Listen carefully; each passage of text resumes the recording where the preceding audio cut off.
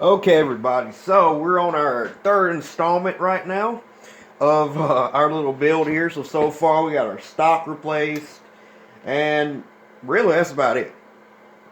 So tonight's gonna be a longer video. We got more parts in. I'm really going to try and knock some stuff out. So this might be a 20-minute long video with the fast forward and everything. So I'd like to show y'all, and I'd like to thank a big thank you to Mr. Gregory from Trapper Man. You know who you are. I'm not going to use your screen name. I'm not going to use your full name, but Mr. Gregory sold me. I was on Trapper Man asking about a scope because I really wanted a certain look for this rifle. Right? I really wanted to have like that kind of bench rest, varmint target look to it. I didn't really want a tactical compact scope like my little monstrum here. You know, I could have done probably everything I want to do with a scope this size, but I didn't want that look. I wanted this real big scope that goes almost across the gun. I just wanted that look to this. I figured if I'm going to make it wacky, I might as well make it wacky. So, he inboxed me and he had this Tasco Target Varmint. I actually have the smaller version of this. This is a 6 to 24 Target Varmint, and I think it's the 3 to 12 on my air rifle, and this is the other one. And he sold it to me at a wonderful price. It's almost like brand spanking new. I can barely even tell where he had the scope rings on it. And I like to give him a big shout because he packaged this thing so well. I mean, he laid on the bowl wrap, man. So, Mr. Gregory, I thank you a ton for this. This is really going to make this project just come together. But anyhow, with that out the way, what we're going to do today is first off, I really want to fix these holes that I showed y'all. See if y'all can see it here. These holes that I, for some reason, drilled in the base of here. This whole thing is going to be painted, so it ain't got to be fancy. This is fiberglass. It's already been roughed up. I kind of went over some sandpaper, roughed it up. I'm going to use Bondo. I'm going to use some of this. If y'all don't know what Bondo is, it's basically a body filler. It's like when you have a dent on your car and it's like a fiberglass or a metal frame. You have these different levels of Bondo, and I just had some of this lying around from a... Ooh, that's some strong stuff. But I had some of this lying around from a previous job. It's super fast drying. It works pretty doggone well. And this is fiberglass. So I'm just going to use some of this. I picked up some more hardener. I found out you can actually buy the hardener separately. I didn't know that till like today. So anytime I bought this, I've had to. Yeah, I'm an idiot. Anyhow, got the hardener, got the Bondo, and we're going to go ahead and just Bondo those holes shut. And then we're going to sand them flush, and the rifle's going to be painted anyway, so no big deal. But we're going to do that. Then we're probably going to move on to installing our new scope rail. For our top here, again, we're using the EGW NEF HER Picatinny rail. I got rings for the scope, and I'm not sure these rings are going to work, to be 100% with you, because this huge objective on here. Might go get some new rings. I'm not sure. We'll see. But these are Weaver 1-inch matte black rings. I might have some more lying around we can use. That's like the closest they had at Walmart that just weren't ridiculously tall. And we also have Uncle Mike's hammer extension. I forgot to mention this in the first video, but we're going to put that on too. So that's what we're going to be doing in this video. Probably going to do what I did on the last video and just cut all music and do a little fast forward and stuff. People seem to like that. I will apologize, guys. I'm still working on my lighting. I'm still working on indoor filming in general. And I didn't think the music was that repetitive when I first put it in. That was some stock music from my editor. And when I actually watched the video after I uploaded it, I was like, dang, that's some repetitive music. But I'm sorry. So we're going to try to do better this go around, and with that being said, let's go ahead and start up.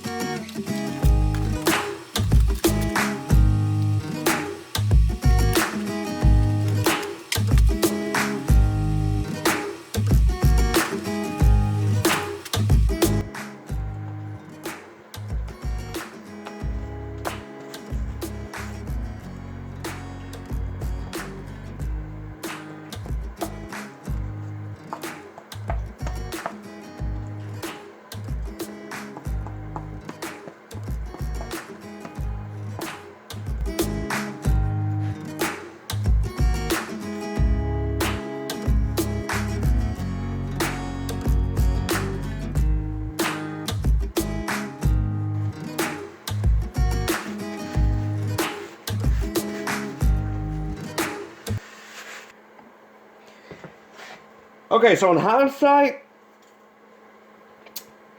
probably could have used something better. Probably should have just used JB Weld. But hey, we do stuff like this to learn. And yeah, I probably should have used JB Weld. It's probably not going to work too well. It filled in the holes half decent, but I think JB Weld probably would have worked a lot better. Anyhow, next thing, scope mount time. Okay, guys, so we got our stock holes fixed. Probably not going to work. Anyhow, what we're going to do now is we're going to put our scope rail on. Guys, again, we're using this here EGW. I've never used this brand. Don't know if it's going to work good. Hopefully it will. It seems like it fits good. We're going to use this one. This is the NEF one. Fits pretty good. I pre-fit it. And we're going to be using some blue Loctite. We're using blue Loctite. Apparently that's the thing a lot of guys use. I'm going to be honest with you guys. I've never Loctited any of my screws in any of my rifles. And I can't think of any that I've really had that problem with. Then again, I don't shoot a bunch. I don't shoot like 200 rounds in a session. I don't. So maybe that's a problem for other guys. I don't know. It's just not something I have a problem with. But since I felt like being extra, we're going to do it with this one. I'm also not going to do anything special to like the base, or I've heard people talking about you need to lap them, you need to do all sorts, you need to like sand. I'm not doing any of that, guys. I'm taking this on here. This is a 22. I'm not about to go all crazy with it. I'm about to put it on, and I'm about to put the screws in with a little Loctite. So, it comes with 5 screws. Put those over here more gently. Comes with 5 screws right here, and these are T10 Allen keys. And I'm actually going to use my own T10 Allen key set here. And yeah, so yeah, pretty easy. Cue music.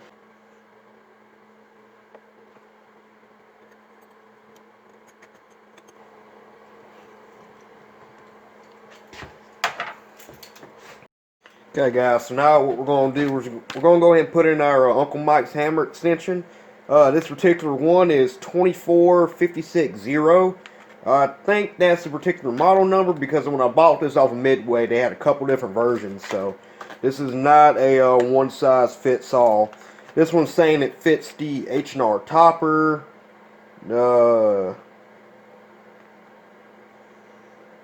New England Firearms Handy Rifles, and the Ruger Blackhawk. So, yeah, I don't know.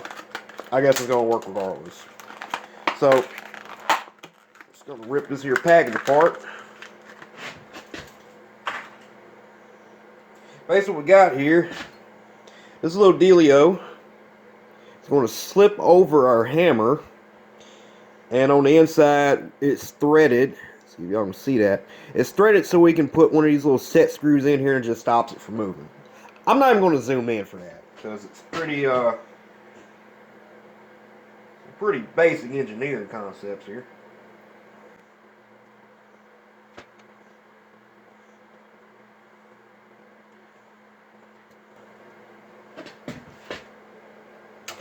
Oh yeah, that's a lot better.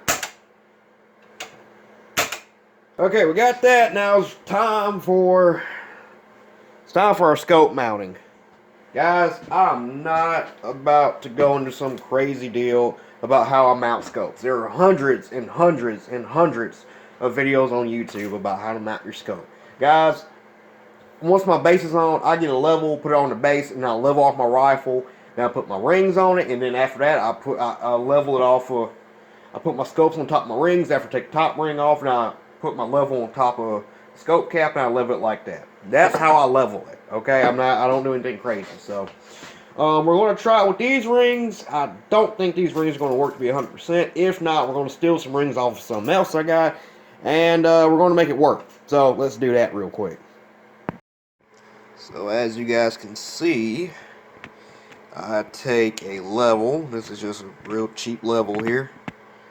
Spirit level. I put it on my base. And I straighten up my rifle. As you see, it's a little off. Guys, for what we're doing, that's going to be good enough. So, it's about pretty close on there, too. So I want to cant this a little more. I want to put my rings on.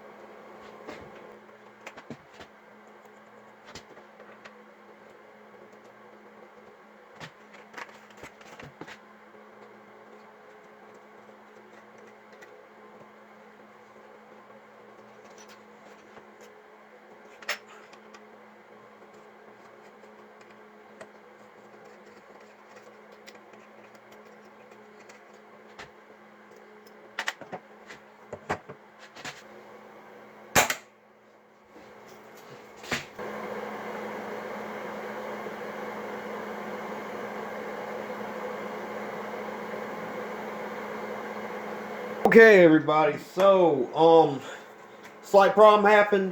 My camera died, and I didn't notice it until I had almost completely finished the build. So, I'm sorry, but y'all didn't really miss much. We're gonna do a quick recap of what we did. So, really, all we did here, we added the hammer extension. All that does is just make it where we can cock it easier like that. Okay. At that, I can't get to the trigger, so we're going to leave it in a cock position. We put our scope on here. This is our Tasco 6x24. Nice long scope, just the way we want it. We got it to where it's just comfortable right when I put my head down. It's literally right on the periphery of being a little uncomfortable, but it's just within that ½ inch where it's almost perfect. So we got that set up. We got it leveled off. Not sighted in yet, of course. We got our scope base on, our EGW scope base. As you see, it's a nice long Picatinny base. We got that on, 3 screws in, blue Loctite, got them all nice and snug down. After that, I put in, we actually did at the beginning of the video, we had some holes in the bottom of it, and we just went and Bondo those in. After it dried out, I went ahead and took my sander with some 80 grit paper on it, and I just sanded all that down. Looks kind of ugly right now, but when we put our our paint on there, it's gonna look a lot nicer. I also went ahead and put in 2 swivel studs. We got a back swivel stud right here for actual sling, and then we got a front one right here for our bipod. I might end up changing that around a little bit. Didn't have a ton of room to play around with because if I came back here another inch, it would basically be too short for my sling. If I came forward too much, then I wouldn't really have anywhere for the bipod to sit. So, didn't really have a lot to work with. But I got a back one. We got 2 of them right here. One's for the bipod, one's for the sling. And our butt pad back here, our M4 butt pad, it comes with an integrated one. So, I'm just going to put the little latch on there for it. And I got an extra one of those just lying around. So, that's nothing to worry about.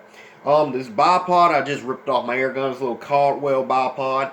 Honestly, if I do buy a bipod for this and I don't just switch them between my other rifles, I'm definitely probably going to get a Caldwell just due to the fact they're one of the only budget bipods that actually gets it right. They got the tilting, they got the notched legs, they got the spring assist. It's just there and it works. So we're going to be using this. And yeah, just off the top of my head, that's all we really did in this video. So yeah, this is basically its final configuration. This is our little crow sniper. This main job is going to be reaching out and touching them crows who like to mess with my pecan trees. They'll go out in the cow field where I can't usually hit them, but this is going to be purpose built just for them. So yeah. Again, it's got a lot of lint on there because when I sanded, I didn't take anything off, so I went and wiped it off with a baby wipe. But next video, we're going to paint this up and probably do a barrel cleaning real quick. Swap the barrel with some hops.